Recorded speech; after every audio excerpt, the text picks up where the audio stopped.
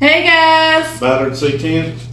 And the one and only, one of my prized possessions besides Cooley is SquareBarbie. Anyways, mail delivery. we got another special package in the mail today, and the mail lady was chuckling to Cooley and said, well, this is a first. She was reading the label, and the person that sent this says, to candiceballard, SquareBarbie queen. That's cute.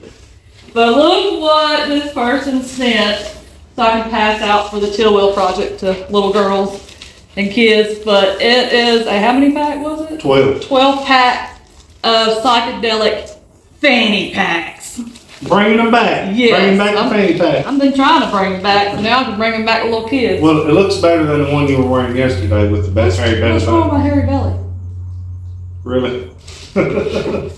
And also this. It has a note in it. Yes, I love this. I hope you inspire all the kids to love the magic of building hot rods, to grow up in a garage and have the passion of getting your hands dirty to make something beautiful is a great feeling. Love all that you're doing, girl. And this is from Brandi Brackett. So thank you, Brandi. We really appreciate it. This means a lot. Thanks, Brandi. Y'all have a good day. Stay tuned to what's going on in our daily life. See ya.